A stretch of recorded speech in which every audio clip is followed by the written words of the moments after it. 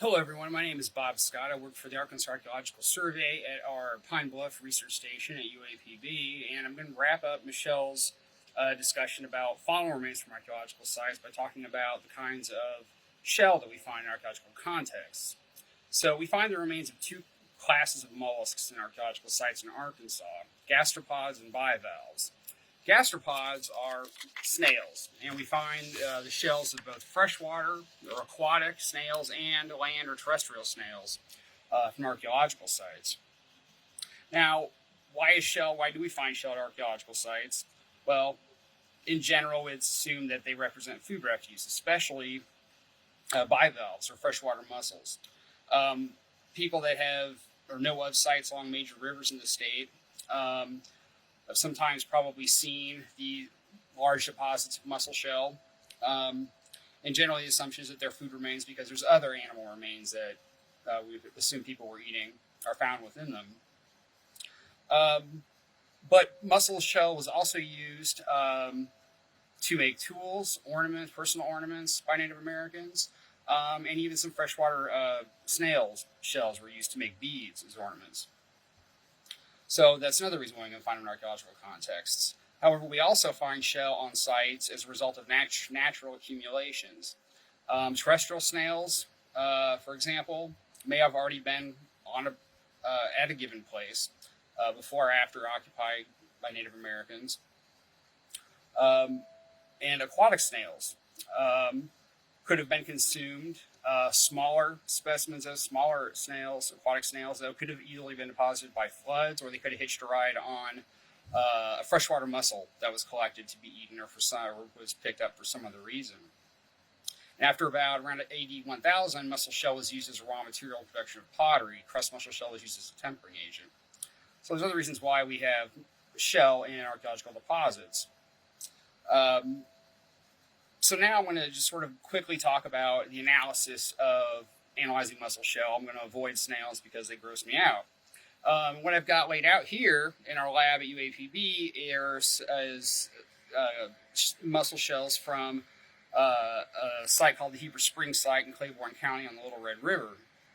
The site was test excavated in 1979 by the Arkansas Archeological Survey, and I analyzed the majority of the collection last year for a colleague at our WRI research station, Dr. Emily Beam.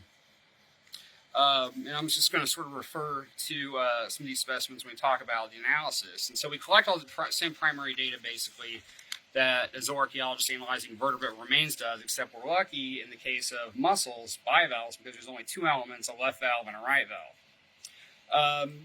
And so typically analysis starts by getting the shell from a given, like a test unit excavation level, by going through and pulling all specimens that have an intact umbo, or the beak of a shell. So see sort of this end right here, the umbo, okay? And that's how we actually quantify assemblages, or the number of shells that were recovered. Broken fragments, little smaller broken fragments, typically get pushed off to the side and weighed, and that's all that's really done with them, because a bunch of fragments, 20, 30 broken fragments, could have come from one big shell, or they're from multiple broken smaller shells. Okay. And so once we've done that, once we've sorted out all the specimens that have an umbo, we move to taxonomic identifications. And some identifications can be made using standard identification guides that have been published. But conclusive identifications can only be made using a comparative collection, a reference collection of modern specimens. And essentially we would want a comprehensive reference collection to include multiple examples of the same species from different streams, but also specimens of the same species from different points along the same stream. And there's a reason why, and that's because freshwater mussels can actually show remarkable phenotypic plasticity.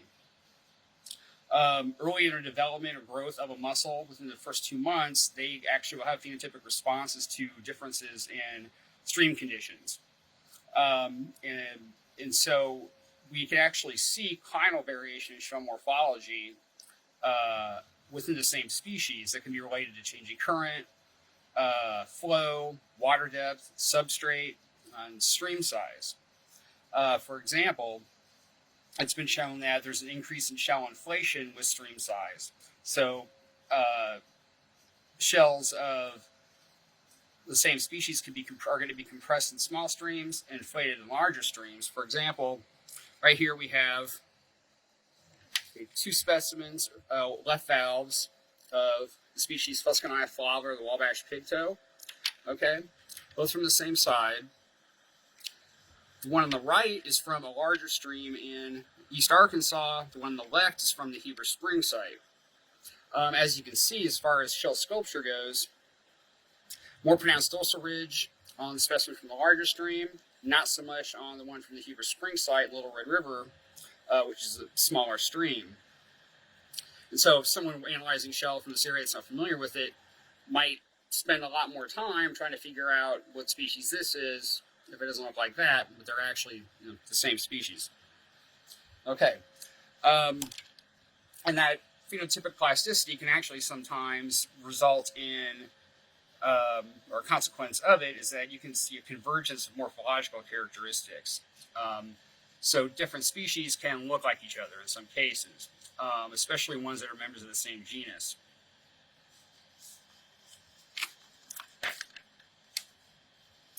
Some species, though, have very distinctive sculpture or ornamentation, shape characteristics that make them really easy to identify. And it helps sort of build your confidence when you're analyzing mussel shell assemblage to go to the ones that are easy to recognize. Okay, so examples would be like the pistol grip. That name kind of makes sense. Very distinctive characteristics. Rabbit's foot, dorsal ridge with knobs. The three-horned warty back. That common name is kind of on the nose. But also the western fan shell, or Cyprigenia berti. Since it's the distinctive dorsal ridge, but it also has interior features that make it easy to distinguish from some other taxa. So, when I finished analyzing all the shell from the Heber Spring site in February, before everything was shut down by the pandemic, altogether there were 27 species of freshwater mussel represented in the total site assemblage. So after we sort by species, by taxonomy, or make taxonomic classifications, we can then count. So essentially we count left and right valves separately, and that actually can give you in the end sort of a quick and dirty way of estimating the minimum number of individuals.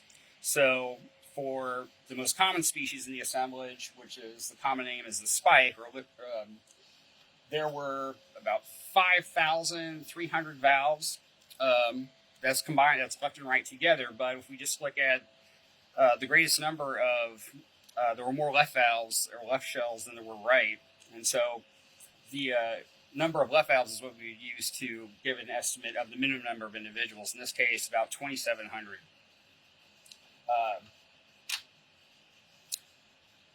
And so after counting the shell and adding the totals up, and in this case we had about 25%, a little under 25% of the mussel shell was unidentifiable, and that's actually, we use that as an index of preservation of an assemblage, and so 25% or less is usually, it's pretty good, it's a fairly decent preservation. So once that's done, we will also report information on modifications, so evidence for burning. Now mussel shell, when it's burnt, actually turns gray. Really easy to recognize. Okay, but we also want to look for evidence of working. Has the shell been ground? Did they start working it? Was a shell perforated, possibly to be hafted? We also look for possible breakage related to the extraction of meat. But we also look for things like excavation damage. And here's a wonderful example of shovel gouging. See that little just slash right up in there? Somebody was a little overzealous and just went right up in there. And actually, one of the reasons shell preservation this time was actually really good, but the reason why more of the shell wasn't identifiable is that it turns out somebody was shoveling a little too hard at this site. But anyway, so after that, we want to look for things like pathologies, and so we maybe look at, we report evidence for a cell dissolution at the umbo. Okay, here's an example. All right, a shell is formed each year. It's actually at the margins the edge of the shell. And so no new shells created at the umbo. And so over time, if water's more acidic or they're in a sort of sandy, rockier substrate, over time, just erosion can wear down. And over time, the shell can actually become perforated. Now, the mussel can live for a short period of time after it's been perforated, but eventually it's going to die. And now when we find shells like that, where there is a big perforation, it's likely the mussel was killed, it's interesting because we know that it gives us an idea that people weren't being too picky when they were shoveling, when they were collecting mussels out of a stream. They were probably just grabbing handfuls, putting them in a basket, and taking them back. Realizing that those weren't edible, they probably didn't do much with them. They were just tossed to the side. And actually, there were two pairs of articulated valves, left and right valves, that were actually found during excavation still together, and both of them had a large perforation, so they were probably dead. And when they got the mussels back to the site, going through them, realized, oh, these guys are dead, and they just sort of pushed them off to the side, and lo and behold, they managed to not be separated again.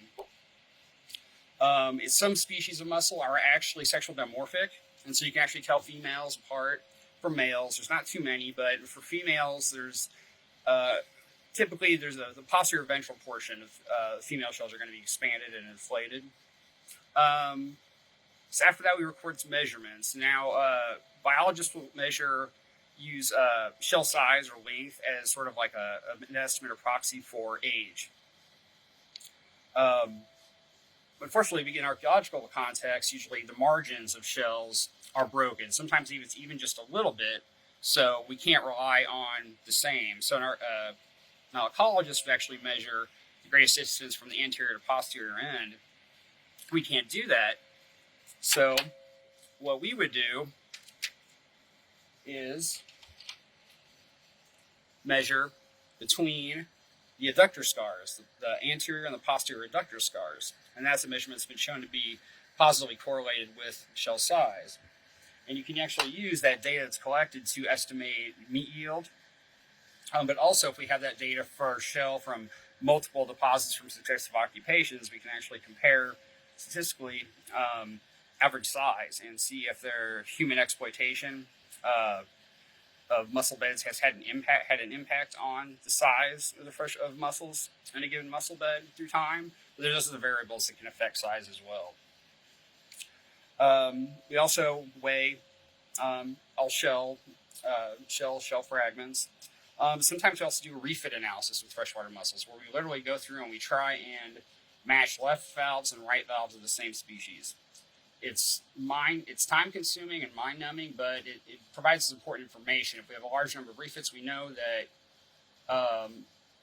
the mussel shell was probably deposited quickly and covered over relatively quickly. So it represents a short-term deposition event, and other artifacts or animal remains found with it were probably also deposited quickly as well. Now, why do we go through all this, and why is archaeological shell important? Well, beyond purely archaeological research concerns, like diet, what was the contribution of mussels to diet, or mollusks to the diet, we can also use freshwater mussels to reconstruct habitat conditions, or other environmental conditions. We can look at the proportions of cell species, and with knowledge of their habitat preferences, get an idea of what stream conditions were like in the past. And if they have changed, if we have mussels from multiple time periods, the same location. Terrestrial snails, land snails, are actually very sensitive to differences in factors like soil pH, calcium availability, water availability, retention, and temperature, and have been used to reconstruct vegetation. Minimally, we know if a site was located in an open grassland or a forested area.